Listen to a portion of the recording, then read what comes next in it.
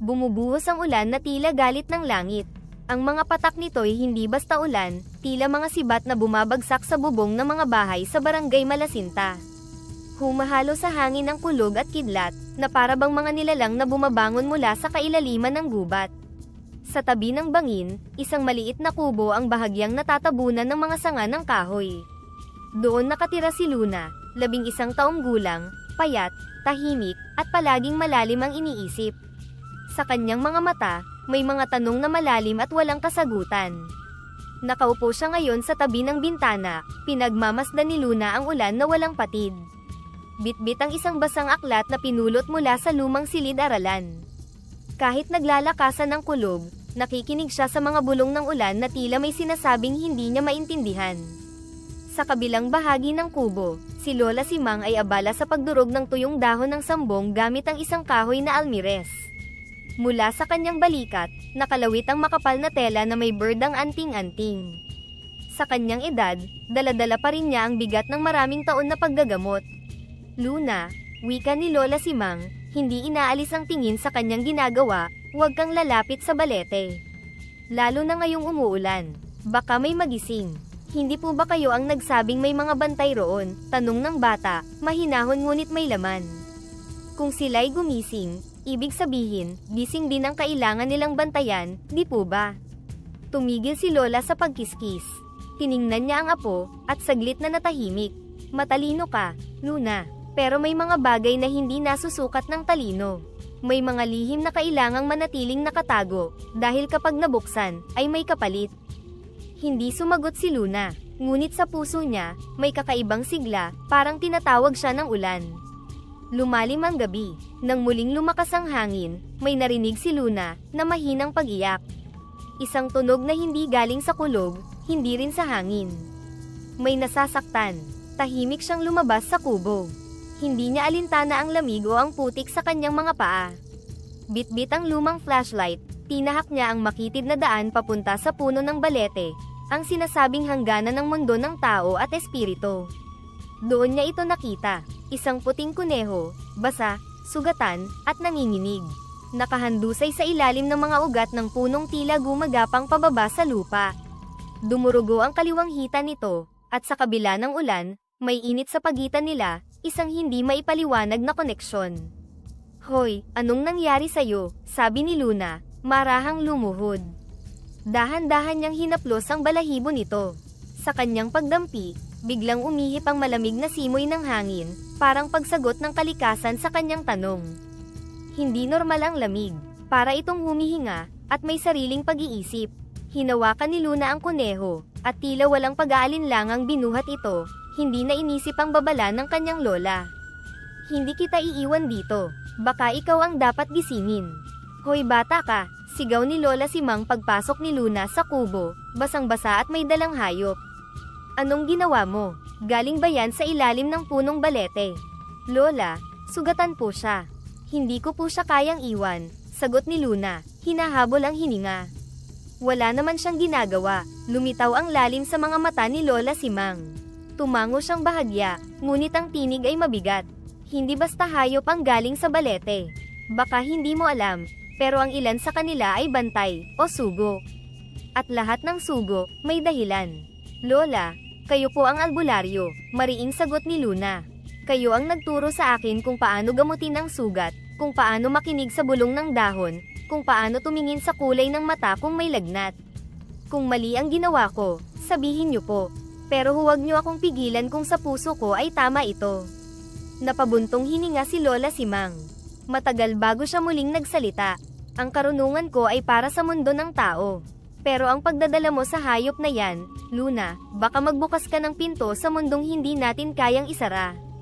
Kinagabihan, habang natutulog na si Lola Simang, nagising si Luna dahil sa malamig na ihip ng hangin. Ngunit ang mga bintana'y nakasara. Sa kanyang paanan, si Amihan, ang pinangalanan niyang kuneho, ay nakatingin sa kanya. Sa pagitan ng kanyang mga mata, parang may liwanag. Biglang naglaho ang kubo. Nasa isang kagubatan si Luna, punong-puno ng liwanag ng buwan. Ang mga puno'y may puting dahon, at ang lupa'y parang ulap. Isang babaeng nakaputi ang lumitaw, humahakbang sa ere, tila hindi sumasayad sa lupa. Ang kanyang tinig ay parang ihip ng hangin sa tag-araw, isang wikang hindi niya nauunawaan, ngunit nararamdaman niyang mahalaga. Ta Alvan Venray, wika ng babae. Ano po? Tanong ni Luna, nanginginig.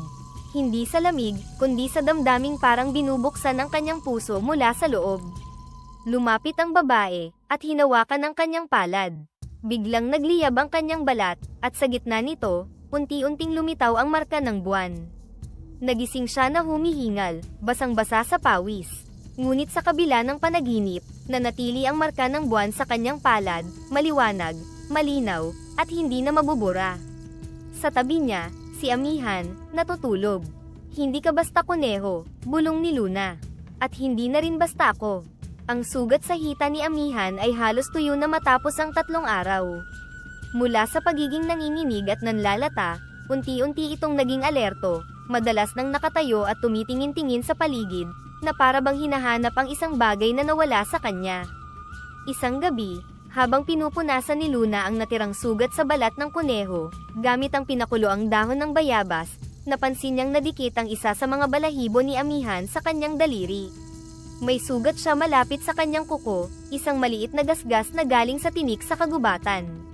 Ngunit nang madampian iyon ng balahibo ng kuneho, biglang naglaho ang sakit, at sa ilang saglit lang, ang sugat ay tuluyang nagsara. Napamulagat si Luna. Amihan, anong meron ka? Bulong niya, halos hindi makahinga sa pagkagulat. Bumuntong hininga ang kuneho, tila ba iniisip ang tanong ni Luna ngunit walang sagot na maibigay. Isang umaga, habang inaayos ni Luna ang pinatuyong yerba buena, dumating si Mang Jose, isang matandang maglalako na may sugat sa binti na ilang linggo nang hindi gumagaling. Halata sa kilos nito ang pagod at pananakit. Nagbabaka sakaling nandoon si Lola Simang, ngunit wala ito. Kung may alam ka na, iha, sabi ni Mang Jose, kahit konting lunas lang. Kahit pansamantalang ginhawa, bagaman nag-aalangan, pinapasok siya ni Luna. Ginamitan niya ito ng langis, tapal na galing sa dahon ng bayabas, at isang piraso ng balahibo ni Amihan na palihim niyang isinama. Hindi nagtagal, namangha si Mang Jose sa biglaang pag-init at pagluwag ng sakit. Parang gumaan sa binti ko, anya. Wala na yung kirot. Diyos ko, anak, anong ginawa mo? Ngumiti lamang si Luna. Hindi niya masabi ang totoo. Ngunit sa kanyang dibdib, ang kabog ng puso'y naging hudyat ng isang bagay na mas malalim kaysa lunas, isang lihim na hindi niya pa alam kung paano poprotektahan. Parang apoy sa tuyong damo, mabilis ang pagkalat ng usap-usapan sa baryo, na may isang batang babae sa kubo ng albularyo, na kayang magpagaling ng may sakit sa simpleng haplos. May nagsabing himala raw, may nagsabing kakaiba, at may ilang nagsimulang magtanong kung may kapalit. Isang linggo lang ang lumipas, at ang mga nanay na dati umiiwas sa kubo ni Lola Simang, dala ng takot sa mga lumang paniniwala, ay palihim ng dumaraan tuwing hapon. Bitbit nila ang kanilang mga anak, may lagnat, may pigsa sa batok, may mga hindi maipaliwanag na panghihina. Hindi sila kumakatok, sa halip, lumulugar sila sa ilalim ng puno ng langka malapit sa kubo, nagkukunwaring dumaraan lang. Ngunit ang mga mata nila, ay laging kay Luna nakatuon. Isang gabi, lumapit si Aling Tina, yakap-yakap ang anak nitong si Tonton na may mataas na lagnat. Luna, kung maaari, kahit tingnan mo lang, mahina niyang pakiusap, waring nahihiyang humingi ng tulong. Tahimik na tinanguan ni Luna, saka dinala si Tonton sa silong.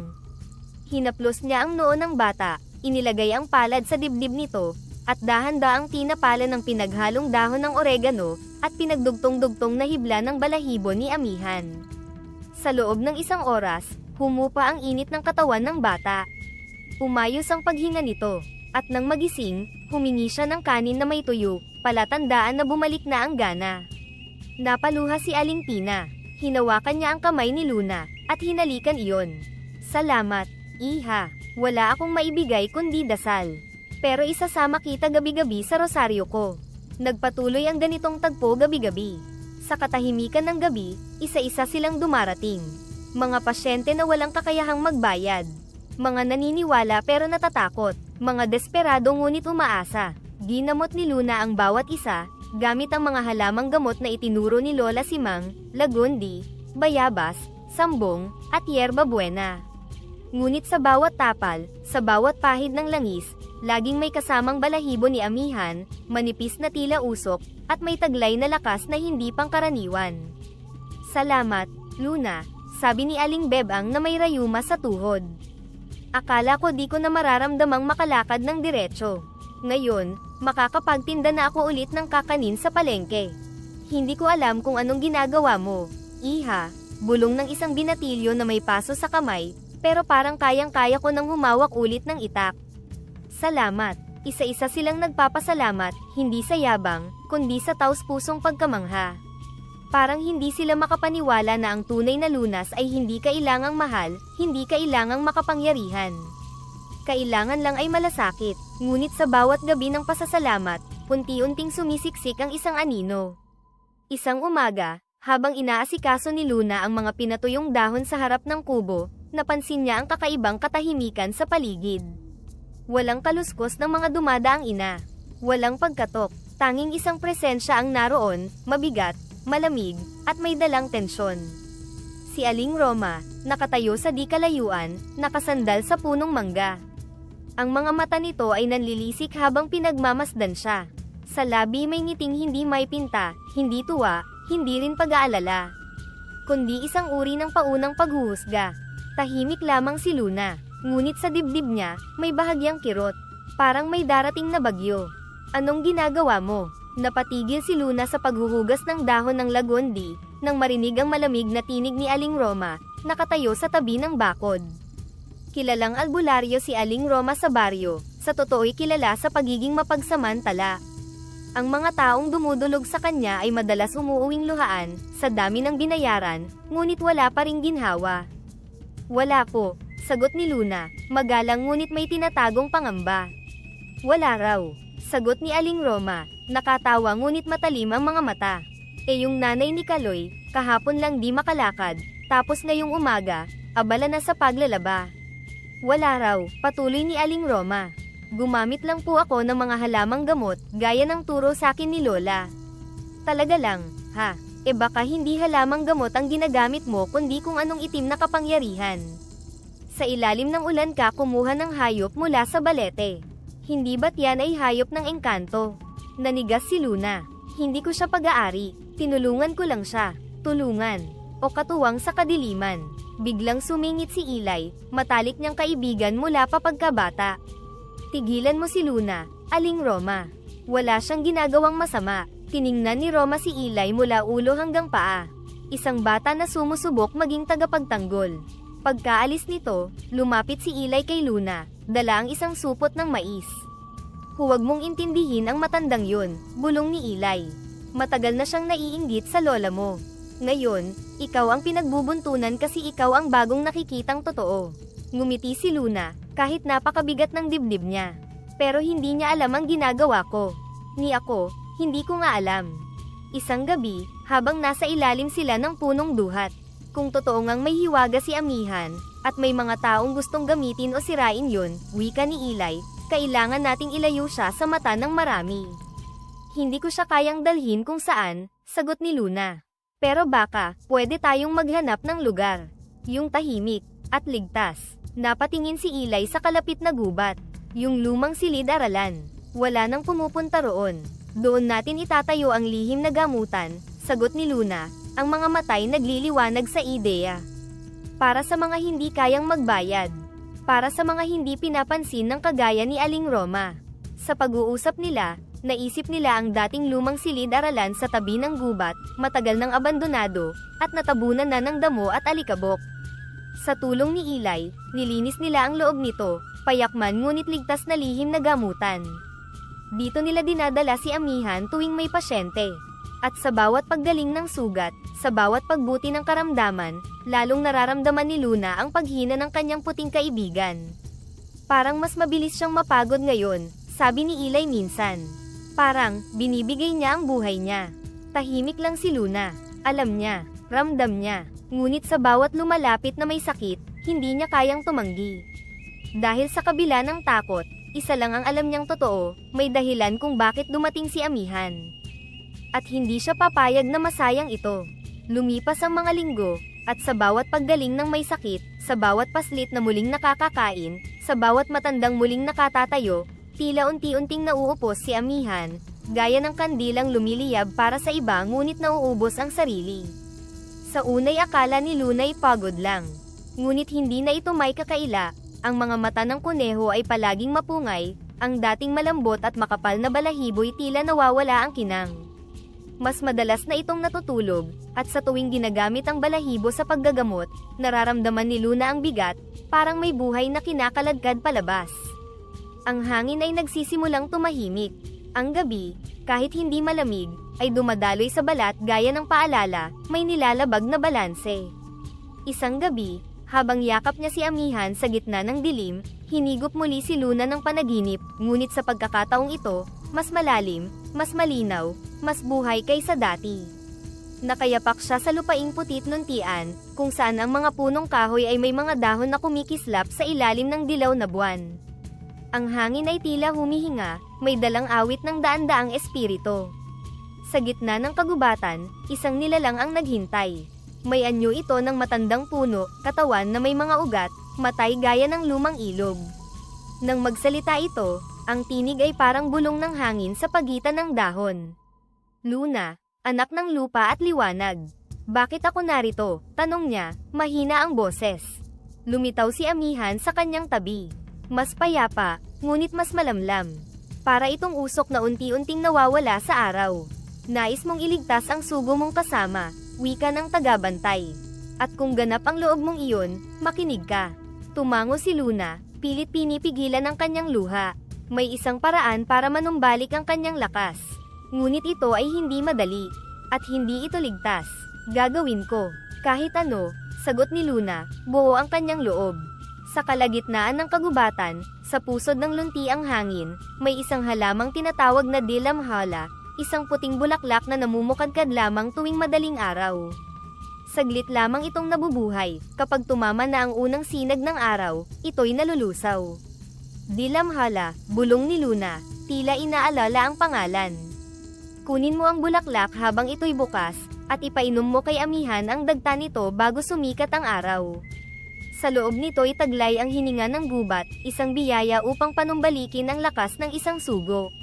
Paano ko matatagpuan ang lugar? Hindi sa paningin mo ito makikita, kundi sa pakiramdam. Ang iyong puso ang gabay.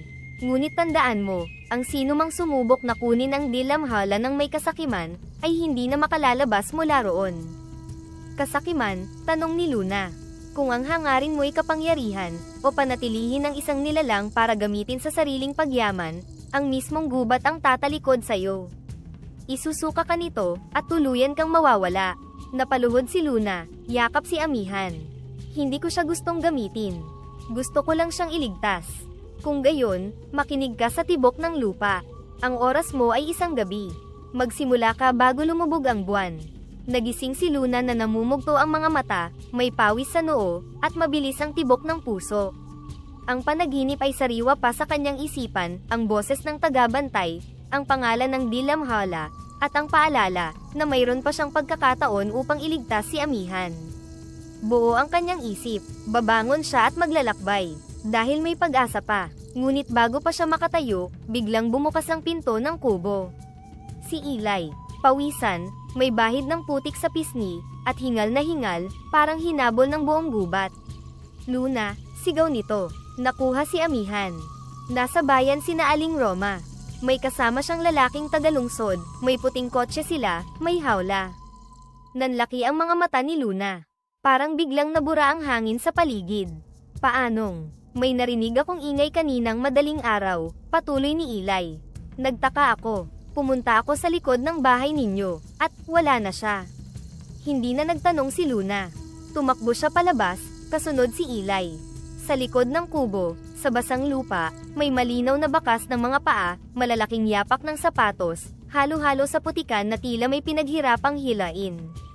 Sa lilim ng punong duhat, nakita ni Luna ang ilang nalaglag na balahibo ni Amihan, puti, basa, nanginginig pa sa dampi ng hangin. Lumuhod siya. Dinampot ang balahibo. Hindi na niya kailangang hulaan. Isang pagdukot, isang pagtataksil, isang pagnanakaw. Sa gitna ng kaguluhan sa palengke, mga batang naglalaro sa tabi ng sako ng bigas, mga tinderay nagsisigawan sa presyo ng isda, at mga kumakalam na tsismis, unti-unting lumutang ang balita. Sa ilalim ng lilim ng lumang punong mangga, narinig ni Luna ang mga bulungan. Siya raw si Dr. Emilio Salazar, taga-lungsod del Oro, sabi ng isang matandang tindera habang hinihiwa ang hilaw na papaya. May-ari ng isang kilalang pharmaceutical laboratory. Ang sabi, gumagawa raw ng mga bagong gamot na galing sa mga hayop. E paano siya napunta rito? Tanong ng isang lalaking nagbebenta ng asin. E sino pa ba ang magdadaldal? Singit ng matanda. Si Aling Roma. Siya raw ang nagpakita ng hayop sa doktor. Sinabi raw niya na may puting kuneho na nakakapagpagaling ng karamdaman. Tinawag niya raw itong himala ng kagubatan. Kaya ayon, binayaran siya. Gusto raw ng doktor na gamitin ang hayop para makabuo ng bagong gamot. Yung pwedeng pagkakitaan. Pangalanan daw nilang Project Amihan. Project, sambit ng isa, halos pabulong. Hayop lang ba ang tingin nila kay Amihan? Tumigas ang sikmura ni Luna. Para siyang nabutasan ng hangin. Ang mundo'y tila umiikot ngunit siya'y nananatiling nakatayo, hindi makagalaw. Hindi lang si Amihan ang nais nilang kuhanin.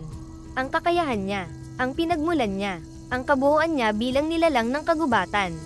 Hindi na ito basta pagnanakaw, ito'y pagkakait sa kalikasan.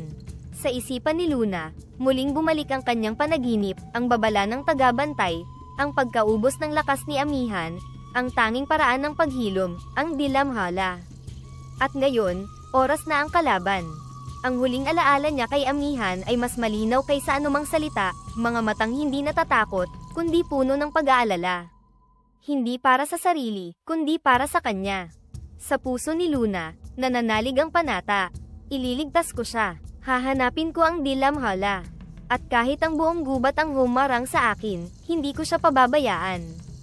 Ang kagubatan ay tahimik sa kanilang paglalakad, hindi katahimikang payapa, kundi katahimikang parang humihinto sa paghinga. Dito ang direksyon ng mga bakas, bulong ni Ilay, itinuro ang mga bahagyang napisang damo sa gilid ng daan. Sigurado akong dito sila dumaan. Hawak ni Luna ang sisidlang may pinatuyong sambong, habang sa balikat niya ay nakasukbit ang isang tela na pinahiran ng langis ng kupang, protection laban sa masamang hangin, ayon sa itinuturo ni Lola Simang. Hindi sila nag-uusap ng matagal. Ang bawat hakbang ay sinasalo ng lupaing tila nagmamasid, at ang bawat sanga ng puno ay parang may matang nakapikit ngunit handang dumilat. Pagdating sa paanan ng burol, lumitaw ang isang gusaling tila pilit itinago ng kalikasan. Halos natatakpan ito ng mga baging at lumot, ngunit kapansin-pansin ang bakal at salamin sa estruktura, malamig, artipisyal, at sadyang wala sa lugar. Yan ang laboratorio, bulong ni Ilay. Tahimik, pero may ilaw pa sa loob. Huminga ng malalim si Luna, pinipilit tibayan ang loob. Handa ka na ba? Tanong ni Ilay. Hindi, sagot ni Luna, tapat at walang pag-aalinlangan. Pero pupunta pa rin ako. Gamit ang lumang pinto sa likod, pumasok sila sa loob ng gusali. Ang sahig ay puti ngunit may bakas ng putik. May mga makinang humuhuni, monitor na nakasindi, at mga tube na may likidong kulay asol. Naamoy nila ang halimuyak ng kemikal, malamig sa balat, na parang kinakaliskis ang kanilang kaluluwa. Paglingon nila sa isang kwarto na may salaming dingding, tumigil ang mundo. Nandoon si Amihan. Nakakulong sa isang silid na may makinang na salamin. May mga tubo sa kanyang tagiliran, may makinang tila hinihigop ang kanyang dugo. Ang dating maputing balahibo, ngayon ay nanlilimahid, ang kanyang katawan ay halos hindi na gumagalaw. Amihan, bulong ni Luna. Napaluhod siya. Nandito na ako. Sa loob ng laboratorio, naruroon si Dr. Emilio Salazar, nakayuko sa isang monitor. Abala sa pagsusuri ng datos, hindi napansin ang pagpasok nila. Kakaibang bilis ng cell recovery. Hindi ito galing sa mundo ng siyensya, galing ito sa isang bagay na mas matanda pa sa ating kaalaman, bulong niya sa sarili. Lumapit si Luna, galit ang kanyang mga mata. Bitawan mo siya. Napalingon si Dr. Salazar, nabigla. Ikaw, ngumiti siya. Ikaw ang batang pinagmulan ng lahat ng ito. Hindi mo siya laruan. Hindi siya pagmamayari ng laboratorio mo. Isa siyang nilalang ng kalikasan. Tumaas ang kilay ng doktor. Nilalang ng kalikasan, oo. Pero tingnan mo, hindi ba't ito ang sagot sa napakaraming sakit? Sa kamatayan, sa pagkabulok ng katawan, Maaari tayong lumikha ng gamot, ng bagong bukas, isang bagong industriyang nakasentro sa himala. Himala na kinuha mo sa kanyang buhay. Tinuturing mong siyensya ang sakit na ibinibigay mo. Biglang sumingit si Aling Roma, mula sa madilim na sulok ng silid. Pwede pa nating hatiin ang kita, Luna, sabay lapit. Isang pirma lang, at wala ka nang iintindihing gutom o problema. Gamitin natin ang kuneho mo. Hindi mo ba naiisip kung gaano ka magiging napakayaman? Hindi ko siya gamit, kaibigan ko siya, at hindi mo ako matutokso, Aling Roma. Napuno ng malamig na hangin ang silid. Ang bintana'y biglang gumalaw, kahit walang hangin sa labas. Sa di kalayuan, nagkislapan ang mga anino sa pader, mga espiritu ito ng gubat, tinawag ng panata ni Luna, at ng patak ng luha mula sa mata ni Amihan. Biglang bumukas ang pintuan ng hawla, tila tinulak ng hangin. Si Luna'y mabilis na tumakbo palapit, ngunit humarang si Aling Roma, may hawak na matalim na anting-anting, nakataas ito na parang kutsilyo. Wala kang karapatang bawiin ang akin, sigaw niya. Muntik na niyang saksakin si Luna, ngunit tumalon si Eli, pinigilan siya, at sumabog ang sisidlang may sambong, bumalot ang puting usok sa hangin, at tila nabulag ang babae. Hindi mo alam ang pinaglalaroan mo, sabi ni Luna habang hawak-hawak si Amihan. Hindi mo kayang tapatan ang pagmamahal. Ngunit si Dr. Salazar, desperado, ay biglang sumugod at sinubukang ibalik sa hawla si Amihan. Lumundag siya, itinaas ang hawla para ihampas sa dalawa. Kung hindi ko siya makukuha ng buo, ibibigay ko siyang wala ring silbi sa inyo. Ngunit si Amihan, sa huling lakas nito, ay tumayo. Tumalon, at humarang sa pagitan nila ni Luna. Sa isang iglap, nagliwanag ang buong silid. Ang markang hugis buwan sa palad ni Luna ay nagningning, at sa kanyang puso'y naramdaman niya ang boses ni Amihan, hindi sa salita, kundi sa damdamin. Ligtas ka na, huwag mo akong iligtas pa. Isang bugso ng hangin, isang bulwak ng liwanag, at sa gitna ng liwanag, nawala si Aling Roma. Napawi ng mga espiritu. Si Dr. Salazar ay nawalan ng malay, bumagsak sa sahig. Si Amihan ay bumagsak sa bisig ni Luna. Amihan, bulong niya, nanginginig, hindi na mapigilan ang luha. Hinaplos ni Luna ang ulo ng kaibigan. Hahanapin ko ang Dilamhala. Ililigtas kita, pangako. Tumakbo si Luna kasama si Eli. Hindi nila alam kung gaano na sila katagal sa gubat, oras na tila nabura ng bawat hakbang, pawis, at panalangin. Madaling araw na, habang unti-unting namumutla ang mga bituin sa itaas, dumaan sina Luna at Eli sa pinakamasukal na bahagi ng kagubatan. Ang hamog ay bumabalot sa mga ugat ng puno at sa kanilang mga paa, tila pilit silang pinapabagal. Dala-dala ni Eli si Amihan, balot sa makapal na telang galing pa kay Lola Simang.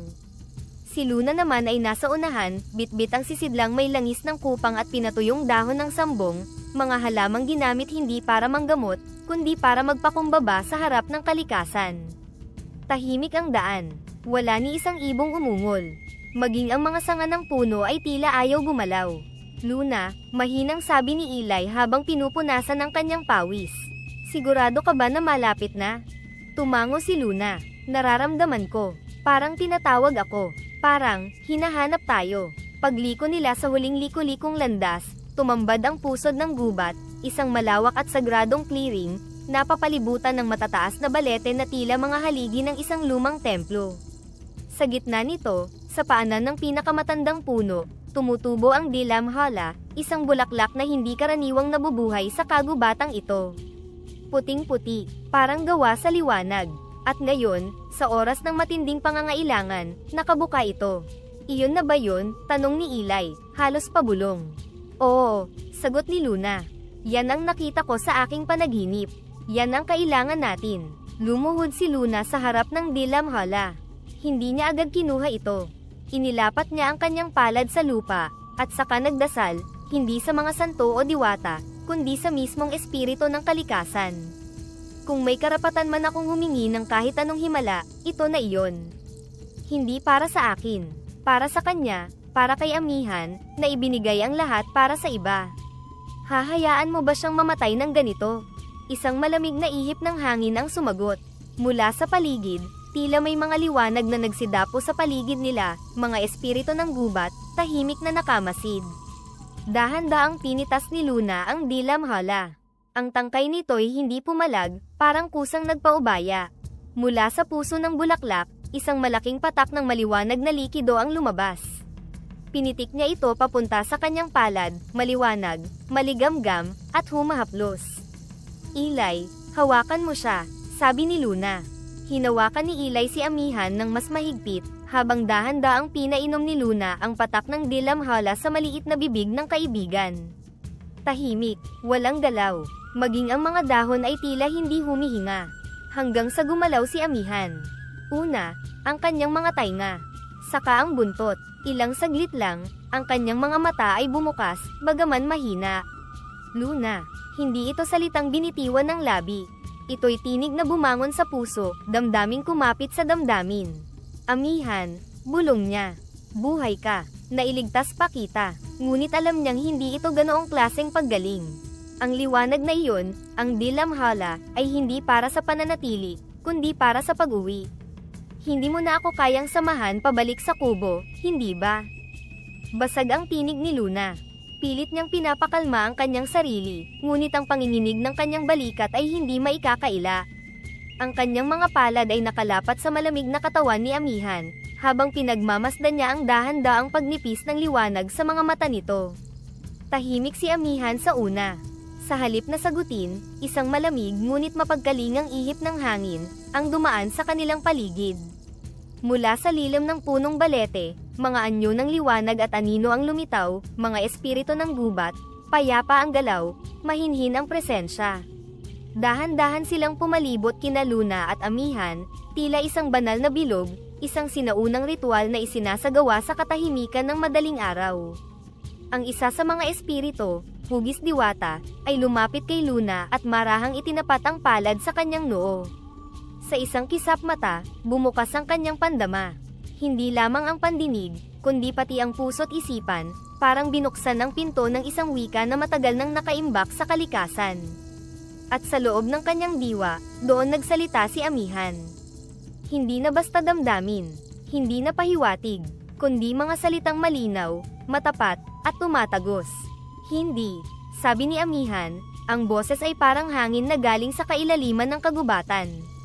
Ang aking hininga ay ibinalik hindi upang manatili, kundi upang magpaalam na ng buo. Ang balanse ay kailangang maibalik, at ang pintuan sa pagitan ng ating mga mundo ay kailangang maisara. Hindi ba pwede, bulong ni Luna, namamaos sa dami ng luha? Hindi ba pwedeng piliin mong manatili? Kahit isang araw pa, kahit isang gabi lang. Pinili kong manatili, noong una, sagot ni Amihan. Nang makita kitang nangangailangan, nang maramdaman kong bukas ang puso mo sa di nakikita, pinili kong lumabag sa hangganan. Ngunit ang kaguluhan na iyon, ang pagkakalas ng balanse, ay muntik nang sumira sa inyong mundo. Ngayon, pinipili kong bumalik upang maisara ang sugat na iyon. Hindi dahil iiwan kita, kundi dahil tinulungan na kitang tumindig sa sarili mong liwanag. Hindi ko alam kung paano ipagpapatuloy ang lahat ng wala ka, bulong ni Luna, tinig ng isang batang natanggalan ng bahagi sa katawan. Ang gamutan, ang mga halaman, ang paniniwala. Muling lumapit ang espiritu at dumampi ang liwanag sa kanyang dibdib. Isang banayad na init, isang pag-uunawa, isang pagtanggap. Kaya mo, Luna, muling tugon ni Amihan. Dahil ang lahat ng itinuro ko, ang bawat himig ng hangin, ang bawat lihim ng halamang gamot, ang bawat dasal sa gabi, lahat ng iyon, dinala ko lamang. Pero ikaw ang nagsabuhay, ikaw ang naging liwanag. Hindi ka mawawala sa akin, tanong ni Luna, parang huling piraso ng sarili ang nakalaylay sa sagot. Hindi, sabi ni Amihan. Kahit wala na ako sa anyo na kilala mo, gagabayan pa rin kita. Sa bawat dahon na pipitasin mo, sa bawat lunas na ihahalo mo, sa bawat batang papahiran mo ng langis, nandoon ako. At sa halamang ito, sa tabi nila, tumubo bigla ang isang halaman. Maputi ang mga dahon, malahamog ang mga talulot, at may mahinang pintig na parang puso. Dito ako mananatili, hindi bilang himala, kundi bilang alaala. Bilang ugat ng pag-asa. Gamitin mo ito, hindi para sa kapangyarihan, kundi para sa kagalingan. Hayaan mong ikaw naman ang maging bantay. Tahimik si Luna, ngunit ngayon ang mga luha niya ay hindi na buhat ng takot, kundi ng pagpapakawala. Isang uri ng pag-ibig na piniling hayaan ang mahal sa buhay na makabalik sa tunay na tahanan. Mahal kita, amihan, sambit niya, halos hindi marinig. Salamat sa lahat kaibigan. Mahal din kita, Luna. At hindi kita kailanman iiwan.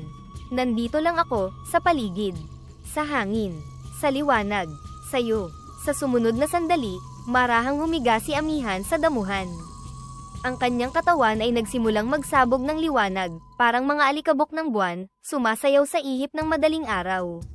At nang sumikat ang araw sa pagitan ng mga sanga ng punong balete, tuluyan na siyang naglaho. Walang sakit, walang sigaw. Tanging liwanag na naiwan sa lupa, at isang halaman na patuloy na tumitibok. Pagkalipas ng ilang araw, sa kubo ni Lola Simang, muling binuksan ang gamutan. Ngayon, tinatawag na itong tahanan ni amihan. Hindi ito lihim, kundi bukas sa lahat. Mga bata, matatanda, at mga may sakit ay dumarating hindi lang upang gumaling, kundi upang matutong gumalang sa kalikasan. Si Dr. Salazar ay isinailalim sa investigasyon. Ang kanyang laboratorio ay isinara ng mga kinauukulan. Walang opisyal na kasong isinampa, ngunit ang kanyang reputasyon ay tuluyang naglaho. Si Aling Roma ay hindi na muling nakita. Ang iba'y nagsabing natangay ng hangin sa kagubatan. Ang iba na may naniniwalang siya'y naglaho kasama ng kanyang kasinungalingan. Isang gabi, habang tahimik ang paligid, isang batang may lagnat ang nakahiga sa banig. Si Luna, marahang pinapahiran ito ng langis mula sa puting halamang tumubo sa pusod ng gubat. Hindi na niya kailangan ng balahibo ni amihan. Ang kanyang sariling kaalaman at pananampalataya ang siyang naging tulay ng paggaling. Ayan, huwag kang mag-alala, bulong niya. Giginhawa rin ang pakiramdam mo. Habang siya'y nakayuko, isang puting balahibo ang dumausdos mula sa kisame ng kubo, hindi mula sa hayop, kundi mula sa hangin mismo. Tumigil ito sa kanyang balikat, tila bulong ng kalikasan. Ngumiti si Luna, at muling tinanaw ang langit. Hindi mo ako iniwan. Nandito ka pa rin.